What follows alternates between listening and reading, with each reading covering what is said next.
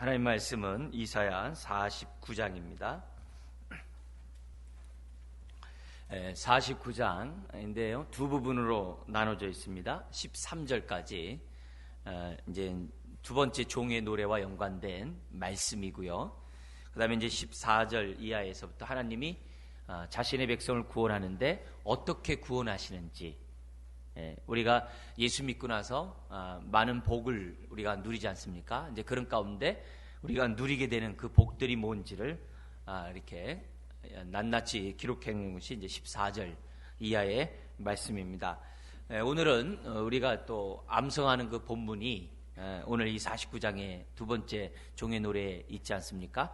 그래서 오늘은 14절 이하의 그 많은 내용들은 우리 다음 주에 우리 좀 보도록 하고, 오늘은 이제 13절까지 말씀을 보면서 우리가 외우고 또 묵상하고 우리 일생, 우리의 영이요 생명의 말씀이 되는 두 번째 종의 노래를 우리가 좀 살펴보고 이 은혜들을 좀 잘 깨달았으면 좋겠습니다. 먼저 우리 1절부터 4절까지 한 목소리로 읽도록 하겠습니다. 섬들아 내게 들으라, 먼 곳 백성들아 귀를 기울이라. 여호와께서 태에서부터 나를 부르셨고 내 어머니의 복중에서부터 내 이름을 기억하셨으며 내 입을 날카로운 칼같이 만드시고 나를 그의 손 그늘에 숨기시며 나를 갈고 닦은 화살로 만드사 그의 화살통에 감추시고 내게 이르시되 너는 나의 종이요 내 영광을 내 속에 나타낼 이스라엘이라 하셨느니라. 그러나 나는 말하기를 내가 헛되이 수고하였으며 무익하게 공연히 내 힘을 다하였다 하였도다. 참으로 나에 대한 판단이 여호와께 있고 나의 보응이 나의 하나님께 있느니라. 아멘. 이 종의 노래에는 이제 예수님에 대한 하나의 그런 예언의 말씀이죠. 그래서 문자 그대로 이렇게 딱딱 떨어지지는 않습니다. 떨어지지 않지만은 이런 종을 통해서 예수님이 어떤 모습으로 이 땅에 오셔서 하나님의 뜻을 이루셨는지를 우리들이 이제 큰 그림에서 이제 알게 되는 그런 말씀입니다. 이제 그런 가운데 여기 종이 나오는데요. 3절에 보면은 너는 나의 종, 그리고 그 밑에 보면은 내 영광을 내 속에 나타낼 이스라엘이라. 이 종을 이스라엘이라고 이렇게 3절에 설명하고 있잖아요.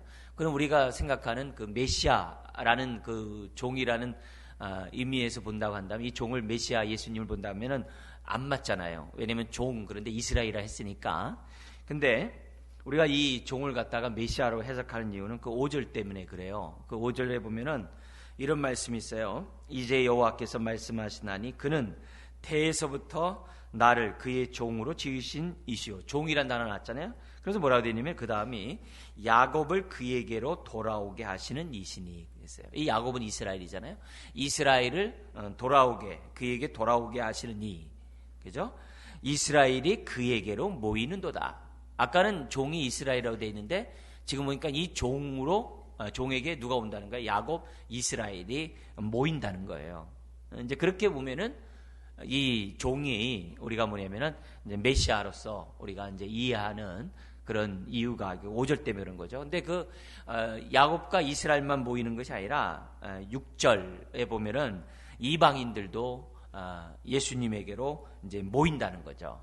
뭐 이방도 예수님이 모인다는 얘기는 뭡니까? 열방이 이제 구원을 받는다는 그런 의미로 우리들이 이제 해석할 수 있겠죠. 그리고 예수님이 어떤 존귀함을 받느냐, 이제 예수님뿐만 아니라 이제 그 예수님을 따르는 하나님의 백성이 어떤 존귀함을 받느냐, 그게 7절에 나오죠. 굉장히 멸시를 당하고 미움을 당하고 아주 참 세상으로부터 수치를 당하는 그런 존재인 줄 알았는데 나중에는 어떻게 돼요? 왕을 비롯한 고관 대작들이 엎드려서 예수님을 나의 주라고 고백하는. 그래서 빌립보서 2장 9절에서 11절, 그죠? 이 낮아진 주님을 갖다가 높이신 그런 하나님의 구원의 역사에 대해서 찬양 시가 나오지 않습니까? 그래서 하늘에 있는 거나 땅에 있는 거나 땅 아래에 있는 것이 다 예수께 무릎 꿇고 주라고 고백함으로 하나님께 영광 돌린다고 하는 그 당시 초대교회 찬송시거든요. 이 찬양시가 거기서 그것을 반영을 하잖아요. 그 얘기들이 7절이 이제 성취된 걸로 이제 초대교회 사람들은 성도들은 봤다는 거죠. 그래서 이런 그림 속에서 오늘 저와 여러분들도 에베소 2장 5절 6절에 보면은 주님과 함께 죽고 주님과 함께 부활한 자들은 주님과 함께 보좌 우편에 앉는다. 그죠? 사실 이미 앉았다라고 말씀을 하거든요. 그러니까 그만큼 영광의 그런 존귀한 자가 됐다라고 신약은 해석을 해요. 우리가 그 은혜의 영광을 다 깨닫지를 못해요. 우리에게 베푸신 그 은혜가 얼마나 영광스러운지는 우리가 성령 충만하기 전까지는 잘 깨닫지 못해요. 그래서 그러나 우리가 우리에게 베푸신 그 은혜의 영광, 에베소서의 1장에 아주 강조하고 있죠. 우리에게 베푸신 은혜의 영광을 찬미하기 위해서 우리를 선택하고 우리를 구속하고 우리에게 인치셨다고 그러잖아요. 근데 그 은혜의 영광을 이제 저나 여러분들은 어떻게 평생 알아가는 거죠. 평생 알아가는 거죠. 그게 이제 우리 깊이야, 그 높이와 넓이와 길이가 어떠함을 이제 아는 저나 여러분들이 돼야 됩니다. 그래서 우리가 조금 안다고 다 안다고 하면 안 됩니다.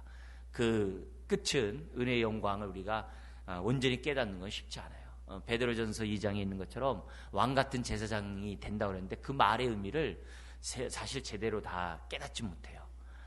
깨닫는 순간에 우리는 정말 어마어마한 그러한 능력 가운데 또 축복 가운데 이제 저나 여러분들이 신앙생활을 하게 되거든요. 그래서 어쨌든 우리가 기본적으로 이런 메시아 되신 예수님이 이 땅에 어떻게 오셔서 사역하셨고 그분의 사역으로 말미암아 우리가 어떤 은혜와 축복을 누리게 되었는가, 이 큰 그림, 기본적인 그림들만을 우리가 좀 분명히 이 시간에 좀 갖는다고 한다면 은혜가 되죠. 그래서 그런 은혜가 여러분의 심령에 강같이 흐르기를 주 이름 축원드립니다. 자, 이런 거 염두에 두고 한번 보죠. 1절에 하나님이 여호와의 종을 갖다가 어떻게 이제 부르셨는지 나오고 있는데요. 이렇게 됐습니다. 1절에 섬들아 내게 들으라, 먼 곳 백성들아 귀를 기울이라. 여호와께서 태에서부터 나를 부르셨고 모태에서부터 나를 이제 불렀다, 이렇게 얘기를 해요. 이 얘기는 이제 우리가 뭐랄까 너무나도 소중한 말씀임에도 불구하고 요거에 대해서 너무 이렇게 막 간과하는 일들이 많이 있어요. 이제 목회를 하면서 누가 은혜를 잘 받고 누가 인내를 잘하고 누가 이 사역을 하면서도 정말 이렇게 좌절하지 않고 승리하면서 하는가, 요런 말씀을 깨닫는 성도들이 굉장히 강하더라고요. 진짜 약한데 강함이라는 그 말을 목회 현장에서 많이 봐요. 그래서 우리들이 외적인 어떤 것들을 막 갖춰졌다고 해서, 내가 어떤 걸 소유했다고 해서 이런 능력이 있는 게 아니에요. 이건 철저하게 하나님과의 관계예요. 내가 하나님 안에서 누구인지를 얼마나 내가 깨달은 만큼 우리의 삶이 굉장히 달라요. 낮은 자존감 속에서 사역을 하다 보면 인내하기가 참 어려워요. 다른 사람들의 평판에 굉장히 민감하게 돼요. 그런 식으로 하다 보면은 우리가 인내하면서 믿음의 경주를 못 갑니다. 그래서 많은 경우에 우리들이 중도에 포기하는 그런 일들이 왜 생겨나느냐, 바로 이런 부분들에 대한 이 확신들이 굉장히 좀 부족하기 때문에 그런 일들이 많이 나타나는 걸 봐요. 어쨌든 이 종은 태에서부터 나를 부르셨다는 거죠. 에베소 1장에서는 뭐라고 그래요? 창세전부터 우리를 택하셨다고 그러잖아요. 이런 말씀을 저나 여러분들이 이렇게 좀 깊이 묵상하면 좀 남달라요. 우리 에레미야 같은 데 보면 나오죠. 에레미야 여러분 많이 잘 아시죠? 에레미야 1장 5절에 똑같은 말이 있어요.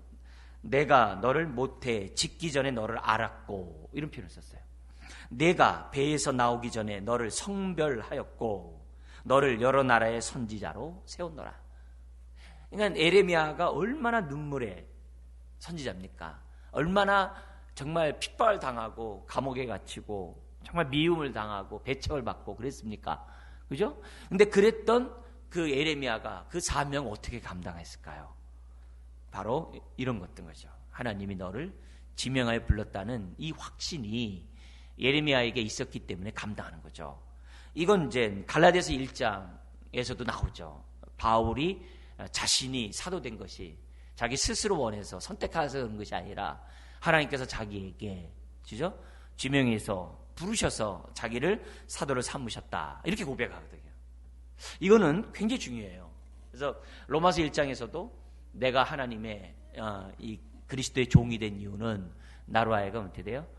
종의 사명을 감당하기 위해서 나를 갖다 부르셨다. 이런 종으로 삼으셨다. 이런 얘기가 1장 1절에서도 나오거든요. 그러니까 이런 의미에서 오늘 우리 첫 번째 나와 있는 이런 부분을 우리가 좀 깊이 묵상할 필요 있어요. 특별히 시편 139편은 많이 외우는 요절이잖아요. 그 139편에서도 보면은 하나님께서 어떻게 돼요? 모태에서부터 우리를 조성하셨다고 그래요. 예. 모태에서부터 우리를 만드셔가지고 너가 태어나면 내가 이러이러한 일을 하겠다라고 하나님 하셨다는 거죠. 그래서 에베소 2장 10절 같은 데 보면은 내가 왜 이 땅에 태어났는지 그 목적을 알라 그러죠. 그래서 우리가 생일 축하를 할 때마다 해피 버스데이 투 유 하고 끝나지 말고 하나님의 선한 일을 하기 위해서 지음받았다고 하는 그런 에베소 2장 10절 말씀 같은 것들을 한번 아이들에게 또 뭐 우리들끼리 한번 묵상하고 낭송한다고 한다면은 생일이 나만의 생일이 아니라 하나님의 그러한 사명의 생일이 될 수 있다는 거죠. 이제 그런 것들이 우리들이 신앙생활하는 데 있어서 매우 중요해요. 그래서 우리 이 종은 내 어머니 복중에서부터 내 이름을 기억하셨으며 이렇게 기록되어 있다는 것을 우리는 기억해야 됩니다. 이거는 비단 예수님에게만 해당된 얘기가 아니죠. 첫 번째 종의 노래에서도 42장에 나오잖아요. 거기 1절에서도 내가 붙드는 나의 종 내 마음에 기뻐하는 자 곧 내가 택한 사람을 보라 하면서 첫 번째 노래에서도 자기 정체성이 딱 나오는 거예요. 여러분, 그래서 하나님의 종으로 부름받은 예수님만이 아니라 저나 여러분들이, 그죠? 저와 여러분들은 항상 주님이 나를 택하시고 때가 되면 나를 부르셨다고 하는 이 확신을 꼭 가져야 돼요. 우리 한번 따라해 볼까요? 구원에는 사명이 포함되어 있다. 네, 이거 잊으면 안 돼요. 그냥 아무 뜻 없이 우리를 구원한 게 아니라는 거예요. 나를 구원하실 때는 거기에 하나님의 부르심에 합당한 뜻이 있다는 거예요. 그러니까 이 바울이 에베소 교회에게 말씀하잖아요. 너가 인격적으로 하나님 알기 원하고 그 인격적 하나님도 받은 바 그 축복을 알기 원한다. 그게 뭡니까? 기업의 영광의 풍성함이 어떠함을, 너의 부르심의 소망이 무엇인지, 너를 구원한 그 능력의 크심이 어떠한지 네가 좀 알았으면 좋겠다. 그렇게 기도하지 않습니까? 거기 보면 그 부르심의 소망이 무엇인지를 이제 저나 여러분들이 이걸 알아야 되는 거죠. 그래서 이걸 알면 우리는 어떻게 돼요? 종과 같은 그 힘든 삶도 감당하는 거예요.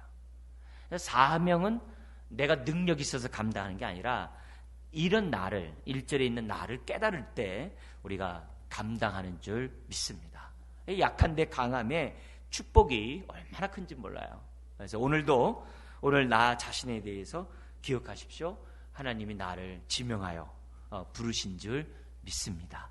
너는 내 사랑하는 자요, 내 기뻐하는 자라. 그 말씀이 모든 종들에게 해당되는 그런 말씀이에요. 그래서 힘들고 어려울 때마다 이런 말씀, 첫 번째 종의 노래나 두 번째 종의 노래에서 나왔던 그 말씀을 묵상하면 많은 은혜가 되는 줄 믿습니다. 자, 그러면서 연이어 무슨 얘기가 나오냐면 2절 3절에 이렇게 나와요. 하나님께서는 그 종을 부르실 뿐만 아니라 그 종으로 하여금 어떻게 해야 돼요? 사명을 감당할 수 있도록 준비시키신대요. 그러니까 연단시킨다는 거죠. 훈련시키는데 어떻게 훈련시키는지를 2절 3절에 나오는데 특별히 2절에 나와 있습니다. 내 입을 날카로운 칼같이 만드시고 나를 그의 손 그늘에 숨기시며 나를 갈고 닦은 화살로 만드사 그의 화살통에 감추시고. 그러니까 하나님의 때에 쓰임받기 위해서 우리 하나님께서 이 종을 갖다가 어떻게 하냐면은 미리 사전에 준비를 하는 거죠. 특별히 입을 날카로운 칼같이 주님이 막 이렇게 다듬으세요. 왜? 종은 우리 첫 번째 우리 종의 노래에 있는 것처럼 하나님의 말씀을 전해야 되거든요. 하나님의 뜻을 전해야 되거든요. 근데 그 말씀은 좌우의 날선 검과 같이 예리해야 되거든요. 예리해야 되거든요. 그래서 그런 의미에서 이 하나님의 종은 말씀에 있어서는 아주 확실해야 된다는 거죠. 말씀을 전하는데 고린도후서 4장에 있는 것처럼 혼잡되이 전하면 안 되거든요. 혼잡되이 왜요? 혼잡되이 전하면 성도들이 하나님의 말씀을 제대로 깨달을 수가 없거든요.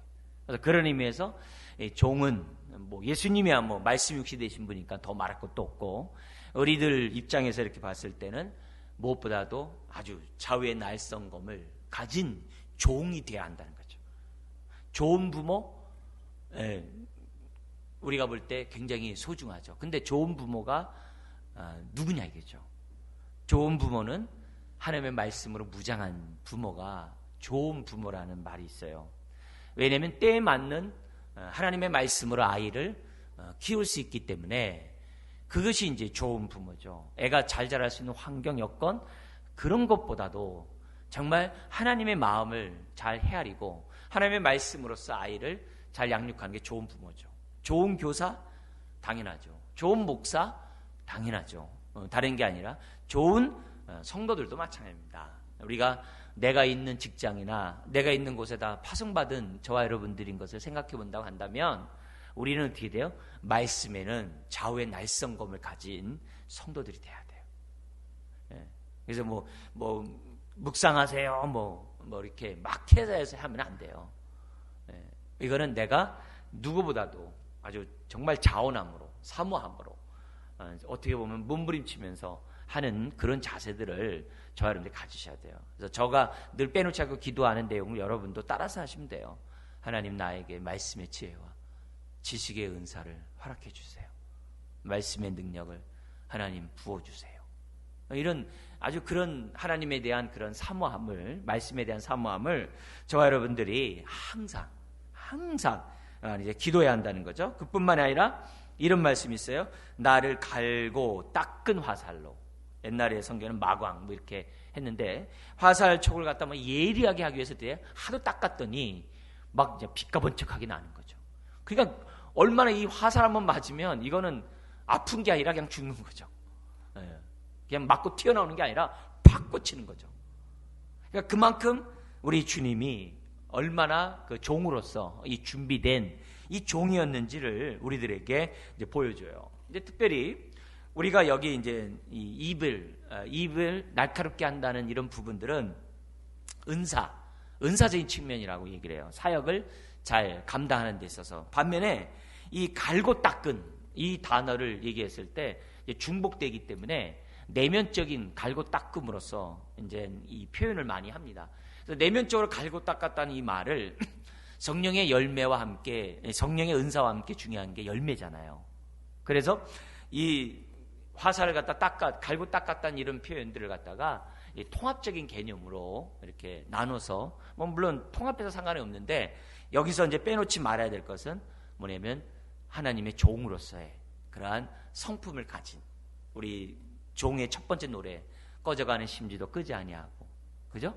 상한 갈 때도 꺾지 않는 이런 인격적인 인품, 겸손의 그런 모습들을 이렇게 갖는 것으로 해석이 돼요.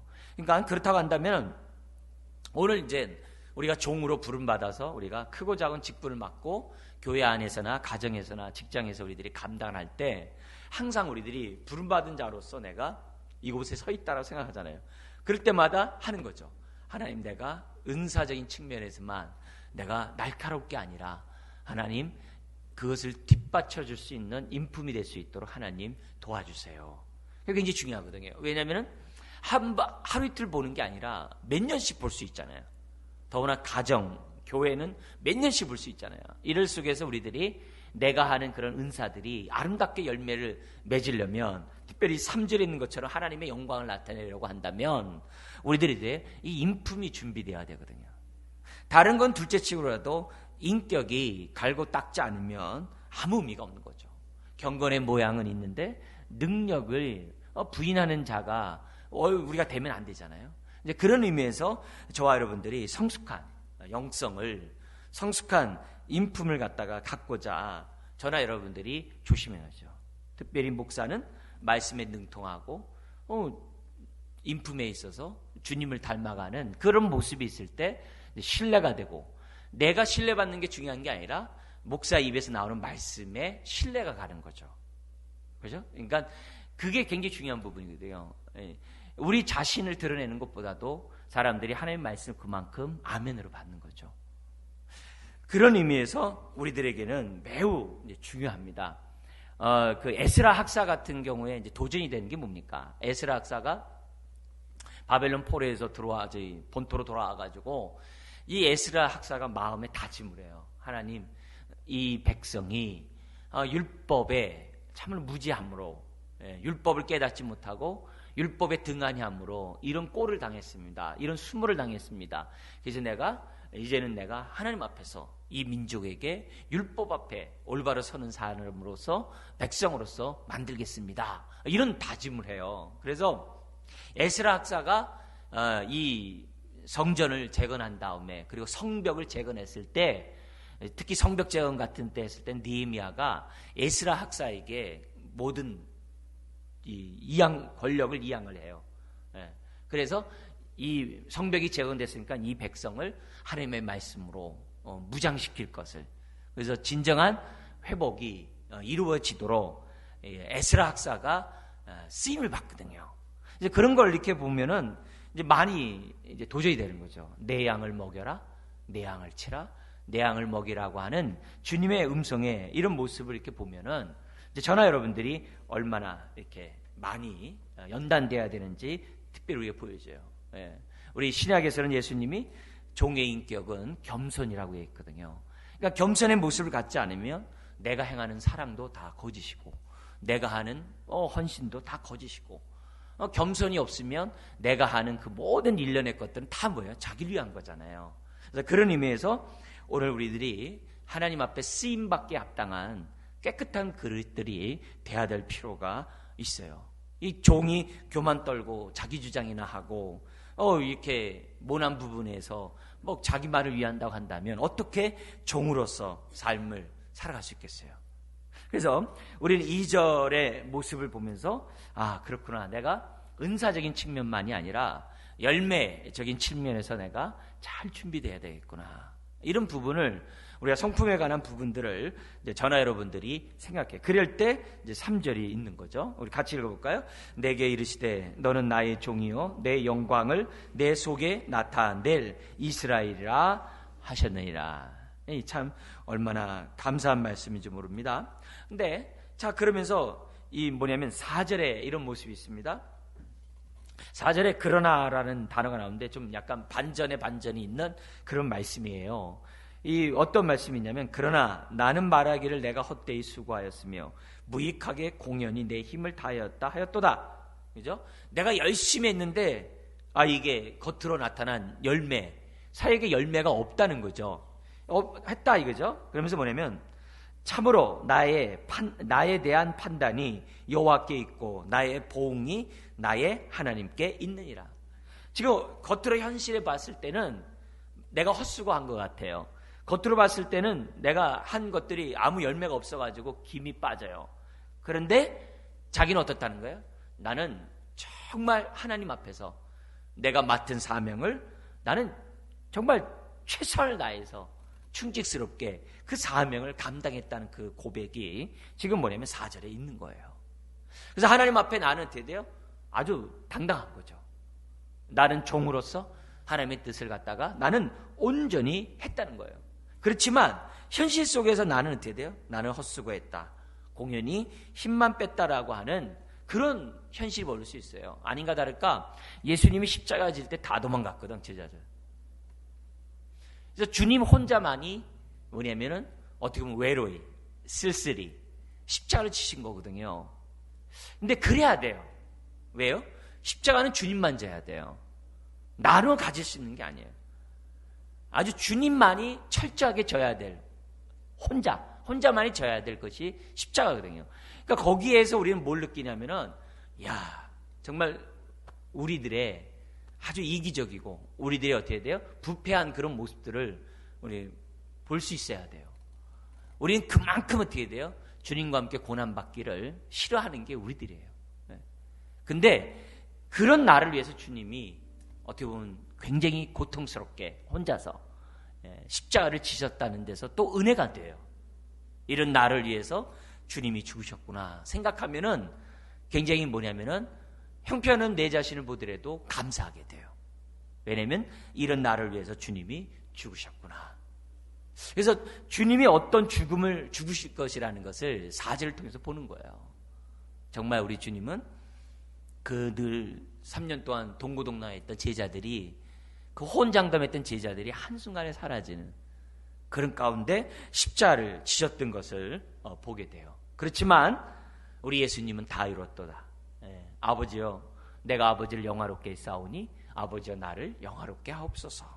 주님, 내가 십자가를 지는 짐으로 하나님을 영화롭게 하기 원합니다. 요한복음 17장에 기도 나오잖아요. 대제사장의 기도가요. 이제 그런 개념을 이제 저와 여러분들이 믿어야 되는 거죠. 자, 근데 이 얘기가 오늘 이제 믿는 이제 저나 여러분에게도 동일하게 적용할 수 있어요. 뭐냐면은 우리가 하나님의 뜻대로 사역했는데 그 결과가 헛될 수 있어요. 공연히 힘만 뺐구나라고 생각할 때가 있어요. 그럴 때가 있어요. 왜? 열매를 보아 우리 이제 사역을 스스로 평가하기 때문에 그럴 수 있어요. 그런데 그렇다 할지라도 중요한 건 뭐냐면 그 다음에 이 종이 한 말이죠. 내가 이렇게 한 것에 대해 나에 대한 판단이 여호와께 있다는 거예요. 이게 굉장히 중요한 거죠. 고린도전서 4장에 보면은 고린도 교회가 바울파, 게바파, 아블로파 해가지고 서로 싸웠어요. 파당을 일으키고 싸웠어요. 그리고 상대가 바울을 막 욕했어요. 비판했어요. 그러니까 바울이 무슨 얘기를 하냐면 나는 하나님의 일꾼이다. 그렇게 자기가 누군지를 딱 얘기한다면 뭐냐면은 나는 너희들의 비판을 나는 작은 일로 여긴다. 이렇게 얘기를 해요.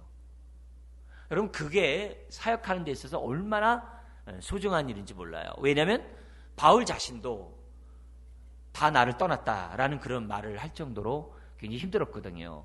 근데 그렇게 했음에도 불구하고 바울은 어떻게 돼요? 그 다음에 뭐냐면은 나도 나를 판단하지 않고 모든 판단을 공의로운 하나님 앞에 맡기겠다. 이렇게 얘기를 해요. 그게 우리가 이 땅에 살아가는 데 있어서 특별히 주의 일을 감당하는 우리들에게 있어서는 굉장히 중요한 관점이에요.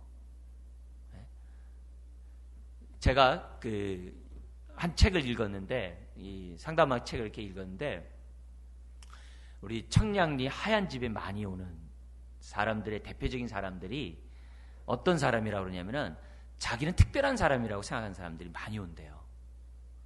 자기 하는 말에 사람들이 가치를 부여하고 자기 하는 말을 다 따라주고, 그러니까 완벽주의겠죠.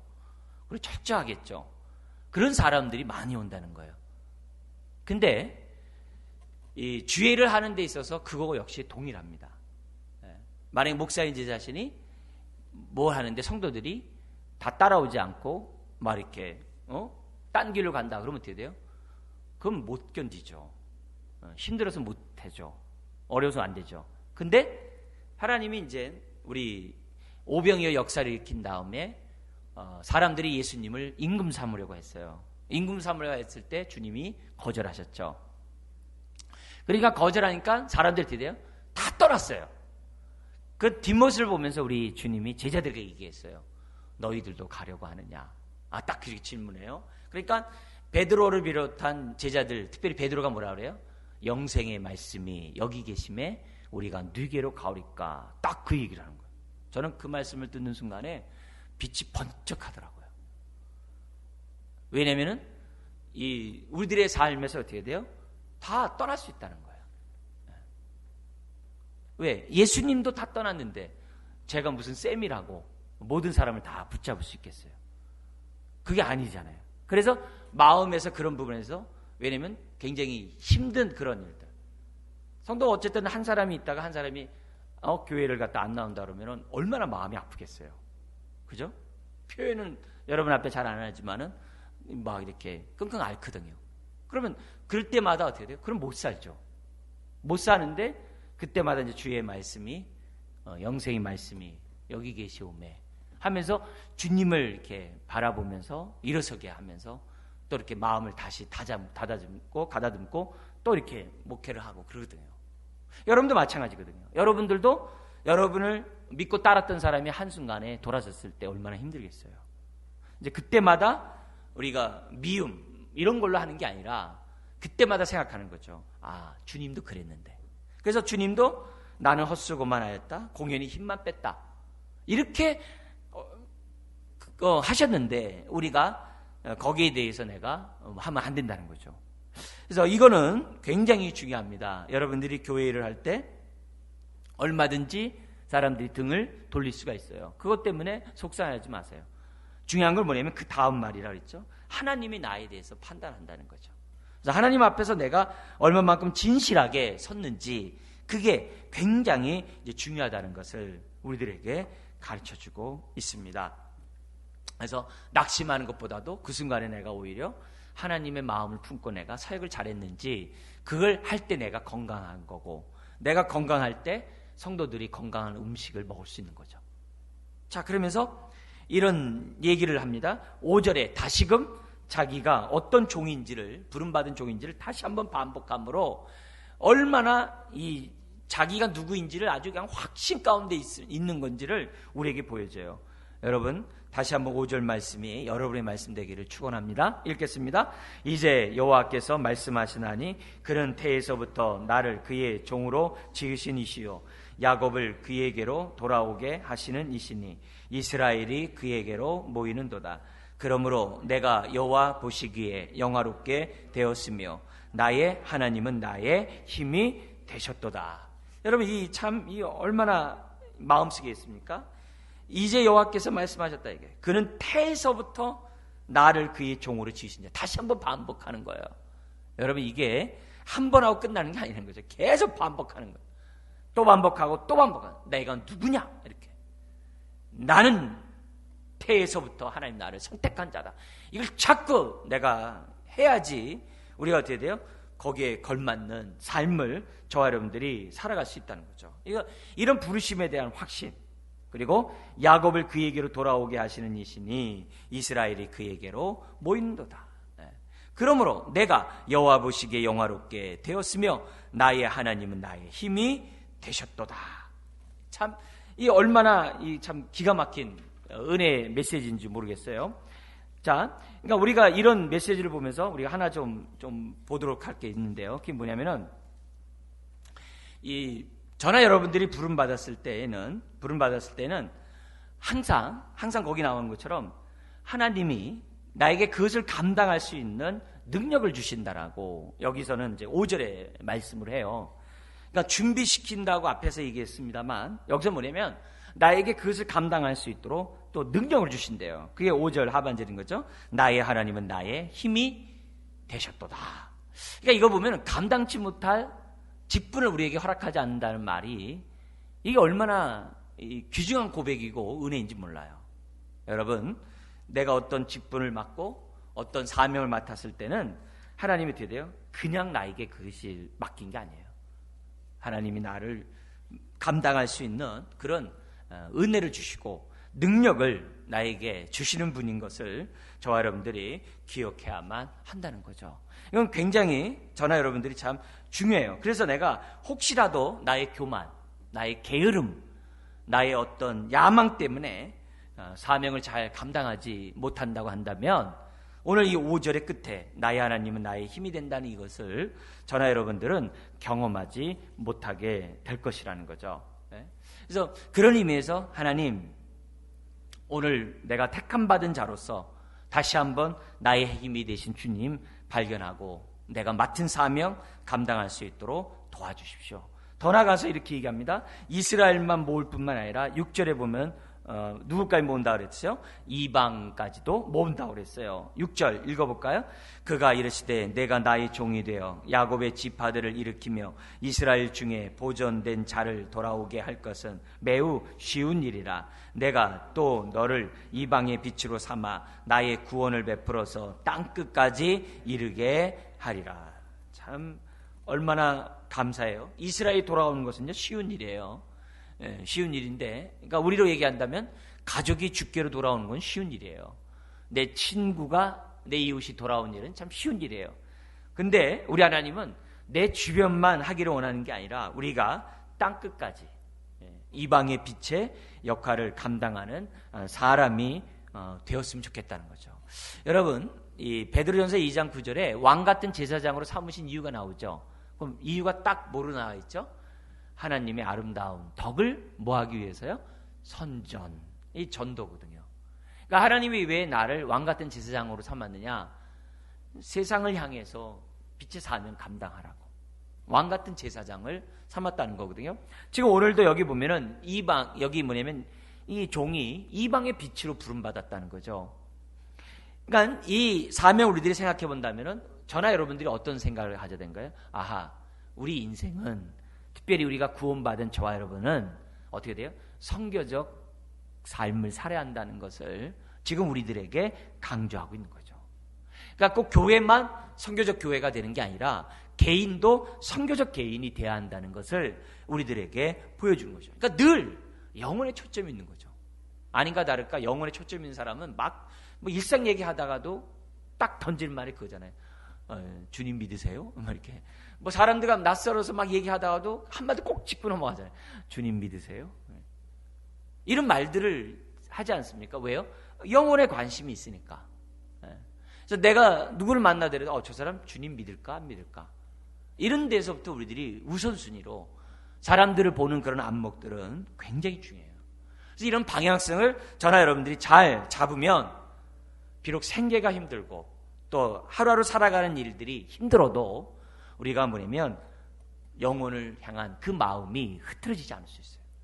이거는 굉장히 중요합니다. 그래야 우리 인생이 아까 뭐예요? 하나님은 나의 힘이라는 그런 말씀들을 생활 속에서 경험하는 거죠. 교회도 마찬가지예요. 교회는 선교적 교회가 돼야 되죠. 여러분들이 이 선교 물품비 보낸 거 오늘 국내 선교사들에 다 보냈거든요. 근데 잘 받았다고 다 연락들이 왔어요. 왔는데 그런 선물들을 잘 못 받거든요. 교회에서 이제 받지만은 후원을 많이 이렇게 받지만은 그렇게 아기자기한 이런 것들 잘 못 받거든요. 그러니까 그런 거 받으면은 이 선교를 감당하는데 힘이 되겠죠. 굉장히 큰 힘이 되겠죠. 그래서 우리 김직권 선교사 같은 경우에 지금 암투병 하는 그런 가운데서 어렵잖아요. 근데 그 멸치가 이렇게 꽉 들어 있으니까 이제 마음에 아주 남다른 이렇게 감동을 이렇게 받고 어쨌든 하나님 앞에 빨리 사역을 건강을 찾아서 사역했으면 좋겠다라고 하는 그런 말을 하는데 하여튼 마음이 짠하더라고요. 그래서 여러분들이 어쨌든 우리들이 하나님이 우리를 부르신 것은 단순히 내 주변만이 아니라 나랑 상관이 없는 이방까지도 먼 지역까지도 하나님이 복음을 전하기를 원한다는 거죠. 그래서 7절에 결국 여호와의 종 우리 메시아는 어떻게 되는지 그리고 우리도 어떻게 되는지를 7절에 보여주는데 한번 읽어볼까요? 이스라엘의 구속자 이스라엘의 거룩한 이이신 여호와께서 사람에게 멸시를 당하는 자 백성에게 미움을 받는 자 관원들에게 종이 된 자에게 이같이 이르시되 왕들이 보고 일어서며 고관들이 경배하리니 이는 이스라엘의 거룩하신 이 신실하신 여호와 그가 너를 택하였습니다. 아멘. 그래서 우리가 할렐루야 송 있잖아요. 할렐루야 그 찬양 그 할렐루야 찬양을 딱 했을 때 이 왕을 비롯한 고관들이 앉아서 그 음악을 들었대잖아요. 그래서 다 일어나가지고 할렐루야를 들었대잖아요. 그게 이 7절의 말씀이 이제 생각나는 거죠. 그래서 오늘 우리들도 마찬가지죠. 우리가 하나님의 종으로서 정말 이런 이 두 번째 종의 노래 같이 우리가 정말 확신을 가지고 난 태에서부터 그리고 잘 준비된 가운데 우리들이 사명을 감당하면 어떻게 된 거예요? 하나님이 이런 일을 주시겠다는 거죠. 세상 사람이 날 몰라주더라도 우리 하나님은 어떻게 돼요? 착하고 충성된 종이라고 많은 사람들이 모여있는 곳에서 분명히 말씀하실 줄 믿습니다. 그러니까 그것을 생각하면서 오늘 우리가 어떻게 돼요? 하나님 앞에서 우리가 떳떳하고 하나님 앞에서 최선을 다하는 저와 여러분들이 돼야 한다는 것을 7절은 우리들에게 도전 주고 있어요. 여러분 지금 우리가 불렀던 이 두 번째 종의 노래는 신약에서 예수님을 통해서 성취됐고 우리 신약의 말씀을 통해서 이 말씀이 그대로 된 것을 우리는 봤습니다.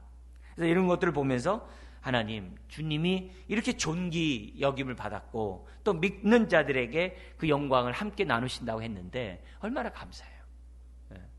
그래서 현실 때문에 우겨 쌓여서 이런 영광의 주를 못 보는 일이 없도록 저와 여러분들이 해야 될 줄 믿습니다. 자 그러면서 이 8절 13절은 뭐냐면 어떻게 자신의 사명을 완수하는지를 이제 구체적으로 또 우리들에게 알려주고 있는데요. 8절 13절에 우리 한번 간략간략하게 보도록 하겠습니다. 8절 읽겠습니다. 여호와께서 이같이 이르시되 은혜의 때에 내가 네게 응답하였고 구원의 날에 내가 너를 도왔도다. 내가 장차 너를 보호하여 너를 백성의 언약으로 삼으며 나라를 일으켜 그들에게 그 황무하였던 땅을 기업으로 상속하게 하리라.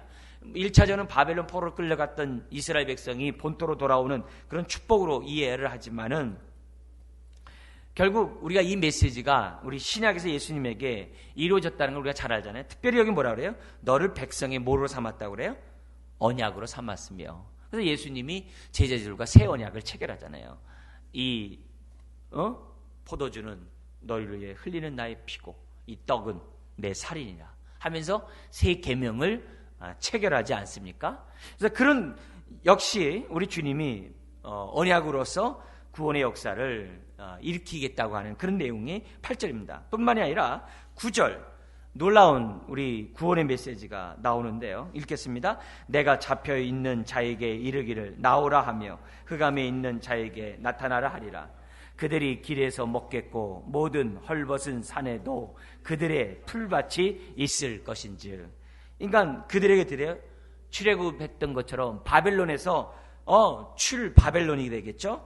한 것처럼 우리 하나님께서 어떻게 돼요? 구원의 자유의 복음을 선포하겠다라고 말씀해요. 그래서 어디를 가든지 간에 헐벗지 않고 어디를 가든지 간에 풍성히 먹을 수 있도록 하나님이 우리 구원을 베풀어 주시겠다라고 9절에 설명합니다.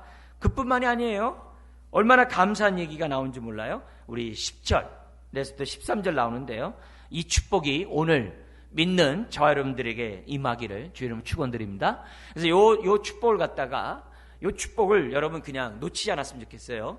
우리가 구원받고 자유함 받는 것을 끝나는 게 아니라 우리가 어떻게 돼요? 배불리 먹는다는 사실을 우리가 풍성한 양식을 먹는다는 건 첫 번째 우리가 좀 기억하고요. 그 다음에 10절에 또 어떤 축복을 누리냐면은 읽겠습니다. 그들이 줄이거나 목마르지 아니할 것이며 더위와 볕이 그들을 상하지 아니하리니 이는 그들을 긍휼히 여기는 이가 그들을 이끌되 샘물 어디로 가요? 근원으로 인도할 것임이라. 샘물 근원은 결코 목마르지 않죠. 그죠? 하나님이 우리의 인생을 어떻게 돼요? 샘물 근원으로 인도해요. 아닌가 다를까? 믿는 자에게는 그 배에서 생수의 강이 흘러나리라 했어요.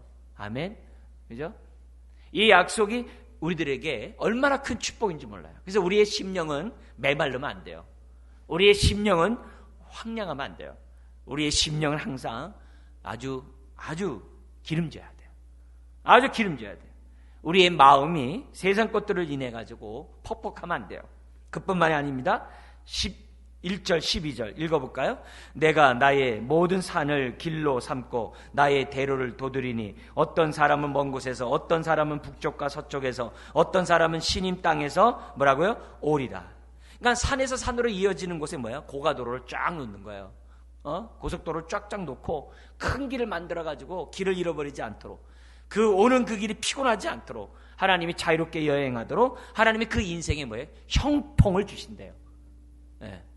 형통의 축복을 하나님이 주세요. 산과 산에 연결되면 형통한 거 아니겠어요?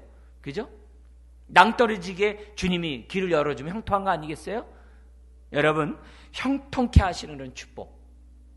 네. 이게 우리 믿는 예수 안에 있는 자들에게 누리는 그러한 구체적인 그러한 축복이라는 거죠. 하나 더 나옵니다. 13절 읽겠습니다. 하늘이여 노래하라. 땅이여 기뻐하라. 산들이여 즐거이 노래하라.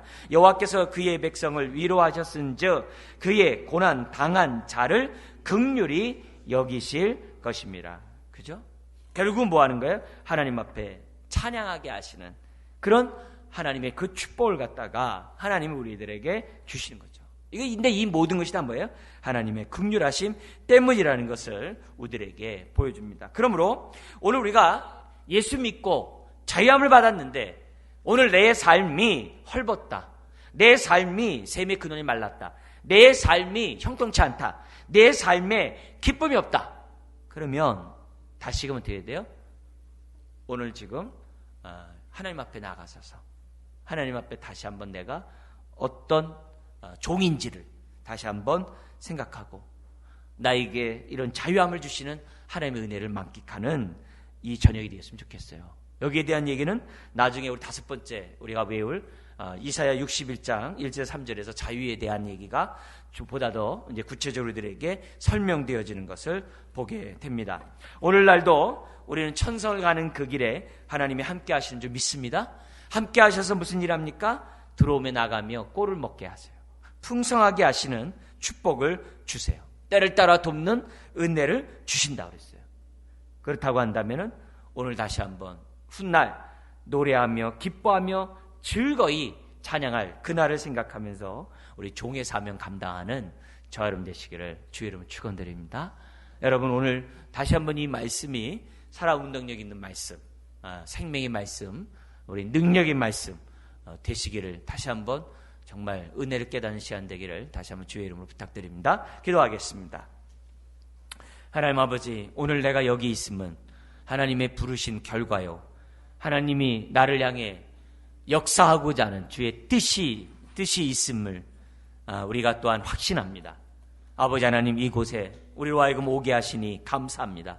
이곳에서 주님 하나님의 음성을 잘 듣게 하시고 내가 누구인지를 잘 깨닫게 해주셔서 우리들의 삶이 참으로 하나님의 뜻을 이루는데 부름에 합당한 삶을 사는데 부족함이 없는 하나님의 종들, 자녀들 다 되게 하여 주시옵소서. 주님, 바쁘고 분주하고 힘들고 어려운 가운데 있다 할지라도 내가 택함 받은 이 사명을 감당하는데 부족함이 없도록 도와 주옵소서. 분별력을 허락하시고 깨달음을 온전케 하여 주셔서 아버지 하나님이여, 주님과 같은 종의 사명 온전히 감당하는 종들 다 되게 하여 주옵소서. 모든 것 주님께 의지하며 예수님의 이름으로 기도드리옵나이다. 아멘.